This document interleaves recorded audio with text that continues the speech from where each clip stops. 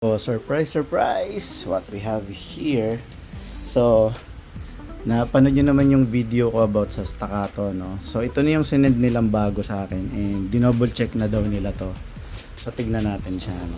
So, ito, dinoble check na daw nila to. Hopefully, ayos na siya. Oh, so ito okay na siya. Labas na natin. Kasi yung unang naging issue na binigay sa atin is yung ito, yung trem bar niya is baliko. So tama yung hinala ko, no? Kasi yung trem bar na unang binigay nila is medyo naka-move ng left side.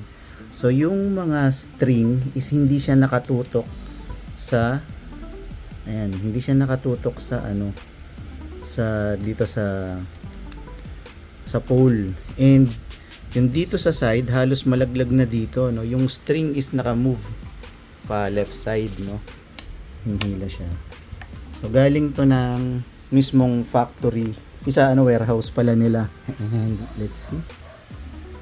So yung string kailangan natin tong i-restring. Buti na lang. So meron tayong isang string dito 9 for nickel plated na siya. Ito na lang gagamitin natin dyan. So tingnan natin yung pagkaka-roast niya. Oh wow. So naibigay pa rin nila sa atin yung gusto natin. Ayun natin. May tiger stripe. May tiger stripe yung maple wood niya. Parang iba na yung itsura na ito, no? Kasi hindi naka-overlap dito yung unang binigay nila sa atin, eh. Parang nandito siya sa gilid. Ito naka-overlap na siya dito. So check natin siya. Oh.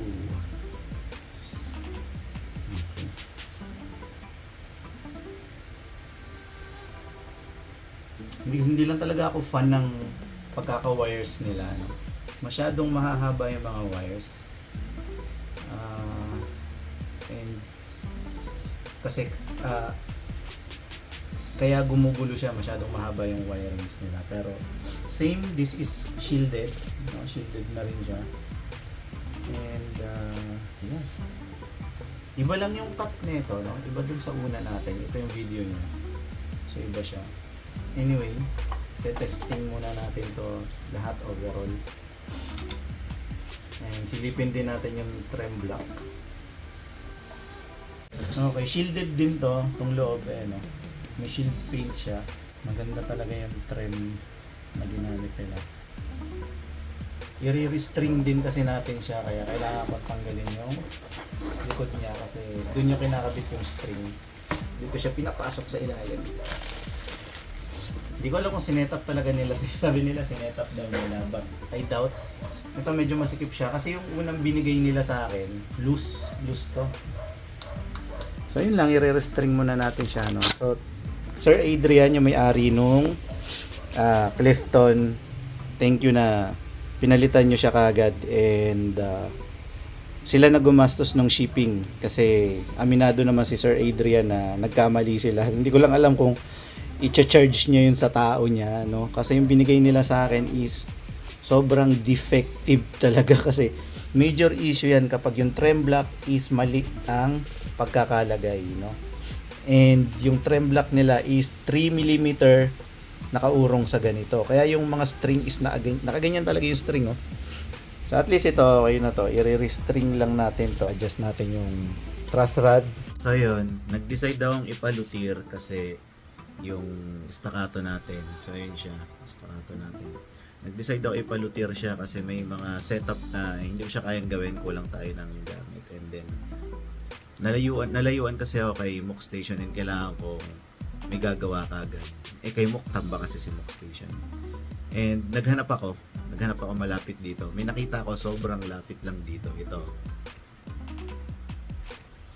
Ang galing rin gumawa niyan kasi siya yung talaga gumagawa ng mga gitara ng Green Department din dati. And parang alam ko nagigitara siya para sa Green Department before. So nagbabanda rin yon si Sir Otep. Sir Otep, so shoutout sa'yo. So ayan, highly recommended. Ang galing nung niya, gawa niya. And yeah, marami tayong i-discuss about dito na medyo hindi diniscuss ni Staccato, Clifton, kasi hindi naman natin masisisi yung seller nun eh, kasi most of the time naman is pinapagawa lang nila yun sa China, and then i-inform sila na yung gitara na ginawa namin para sa inyo, yung order nyo is ganito siya, ganyan.